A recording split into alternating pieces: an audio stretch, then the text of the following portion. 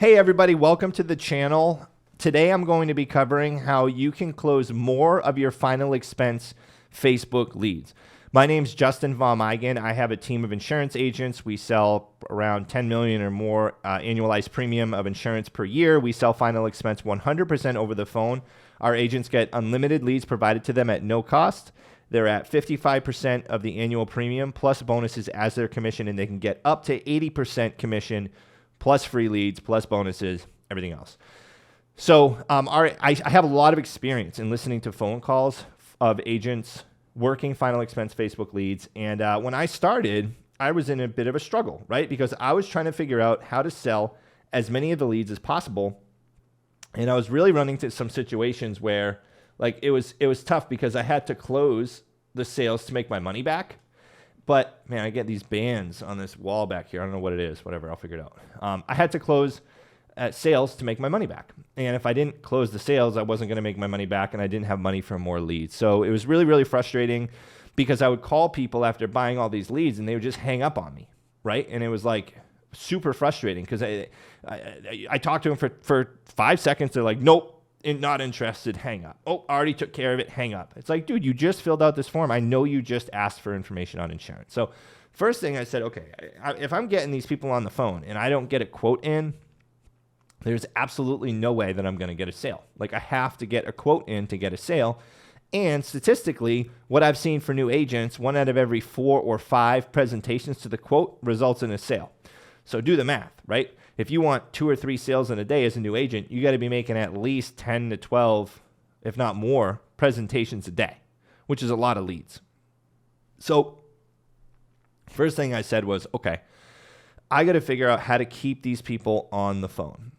All right, I have a ton of videos on this. This is something I talk about a lot, where when you're in your greeting of your final expense presentations, you gotta push past any of these things that people bring up.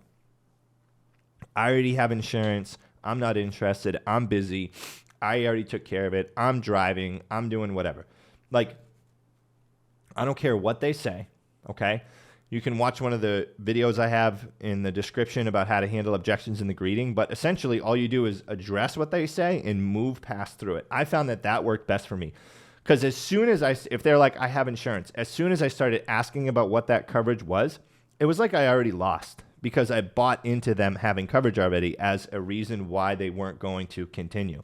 And sometimes you can work yourself into a replacement corner as well, where you have to you're trying to figure out what they have, do a policy review right then and there on the spot. And a lot of times people don't really want to talk to you about those private things that soon into the conversation, right? You're not really that far into the sale yet. So I found just saying things like, yeah, no worries. Most people I talk to already have insurance. I'm glad you took care of that. And then right back to the script, right? Or I'm not interested. Hey, no worries. Look, my job's just to get you some information in the shortest amount of time possible. Right back to the script. That's it. I'm driving. Yeah, no problem. Just keep it on speaker. Or keep it on speaker or Bluetooth. I'll just go over this with you. Right back to the script. So just divert what they're saying and go right back to the script. Sometimes people feel like and what I see, a lot of new agents feel like they're like offending people, or they're like, I don't know, like gonna pressure people or something in the beginning. But look, these people filled out a form asking for information on insurance. Like, who cares if they feel pressured or if they feel offended? If they make a sale, if they pay their bill, you're paying your bills, right? So it's like, it's survival. And you're not doing anything unethical by selling them a final expense policy. Like, they got to do this. They're doing something unethical by not getting a policy, because they asked for information on it and they know that their kids could use this. And when people say they already have insurance, like, who cares? That's the most BS excuse there is, because you can get as many life insurance policies as possible. And if any of you guys have done a policy review before with a client on the phone, where you call their existing carrier to see what they have, you're going to know that 40% of the time, if not more, these clients don't know what they have, or they don't have anything at all.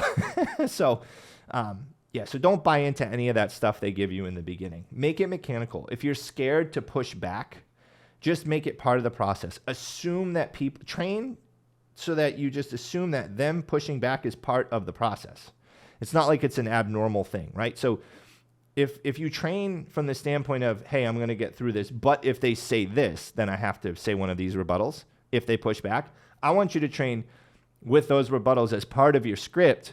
But if they say yes, they remember and they agree to continue, then you go on the the option B, right? Option A should always be like, hey, this is if they give me pushback. I found the more excited I was in my introduction when I introduced myself, the less likely I was to get pushback. But I mean, you guys can experiment with it and see what works best for you. But in the beginning, you have to just push through that. And I found after you push through that, pick up right back on your script or just ask them a question about something on the lead form, right? Oh, I see that you live over in Gary, Indiana. How's it going over there in Gary? We're getting towards fall, right? Or something like that, like just something super corny. Now, I'm a really big proponent of people having small talk with their clients. I think there are plenty of sales environments where that's completely inappropriate and it's not a thing. But I think that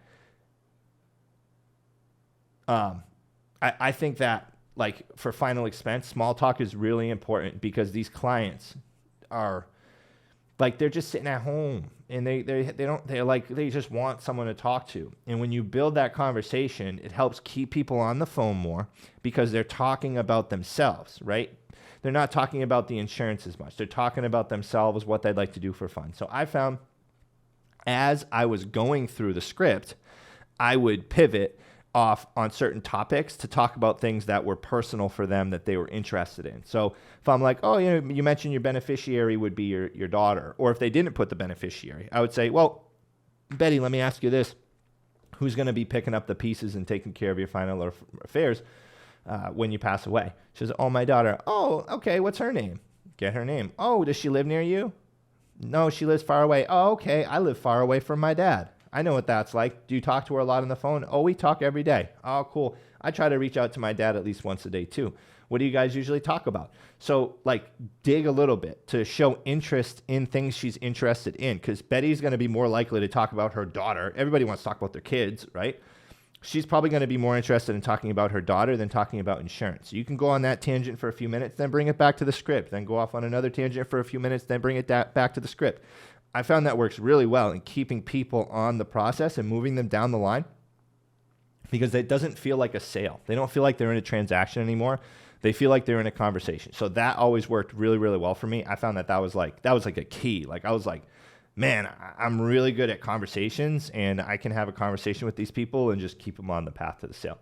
And that got them to like me too. So by the time the close came, it wasn't even that hard. Like me, if they give me pushback, me handling their objection was almost like me giving them advice as a trusted advisor. It wasn't like, or as a friend. It wasn't like me being this salesperson trying to push them into the close or something like that. So I found that asking those questions really got them to stay on the phone, talking to them about their personal life.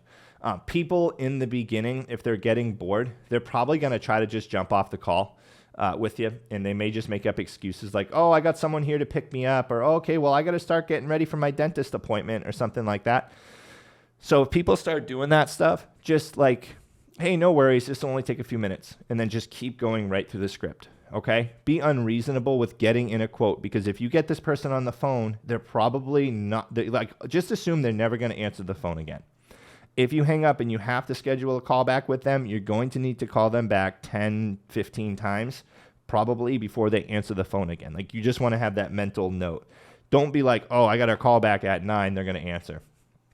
You're probably going to have to call them back a bunch of times. So just be totally unreasonable with keeping them on the phone and getting a quote in.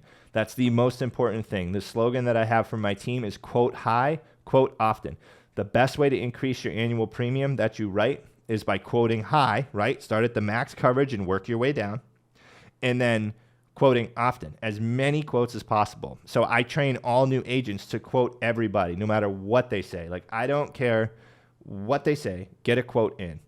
Even if they're like, I hate my kids and I never want to leave money for them behind ever, and I am broke and da-da-da-da. Like, I don't care. Go through and push for that sale.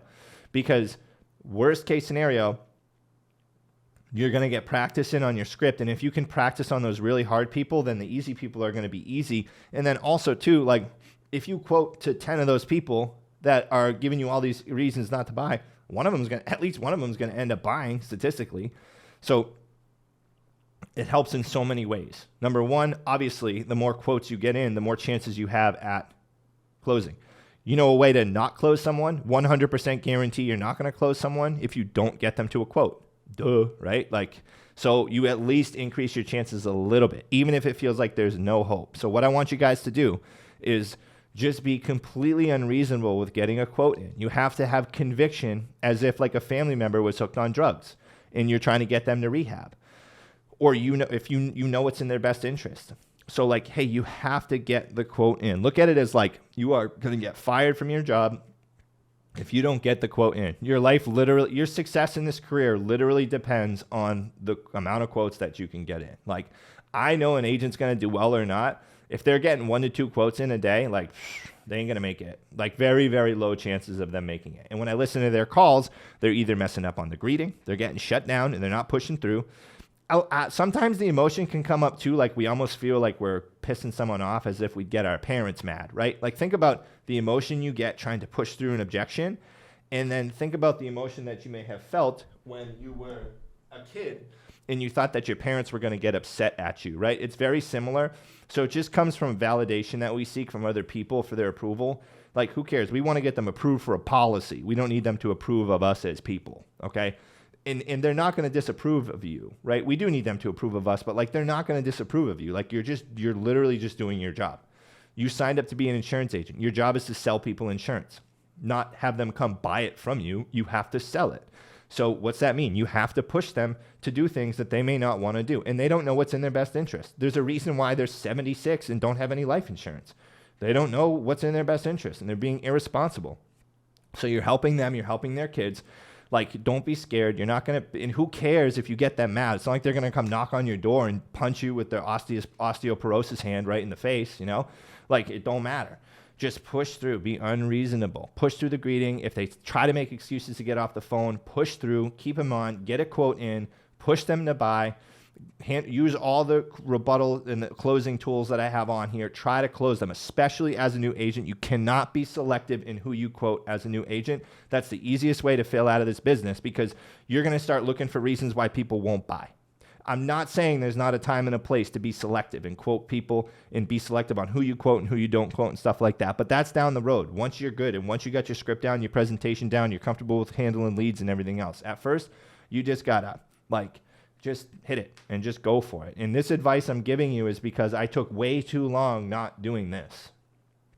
I struggled for way too long. Oh, they don't want to buy because of this. They don't want to buy because of that. For every reason they won't buy, there's a flip side of why they will, right? They said they're not interested. Okay, well, they don't know what I'm selling. They said they already have insurance. Okay, they probably don't know what they have. Or, hey, they pay their bill every month. I love people who pay their bill every month and believe in insurance. My favorite client, right? Hey, I'm really busy. Okay, cool. So we got to get this done because you're so busy. That way you can put all your attention on the other things in your life, right? I got to think about it. Well, that's why you should do it right now, so that you don't have to pile this on top of everything else you have to think about in your life. Now, that's a possible rebuttal, but I hope this video helps you guys get more quotes in. If you'd like my script or you'd like information on working with me, just email me at jve@thejbe.com. Subscribe to the channel, turn on post notifications. Thank you, guys.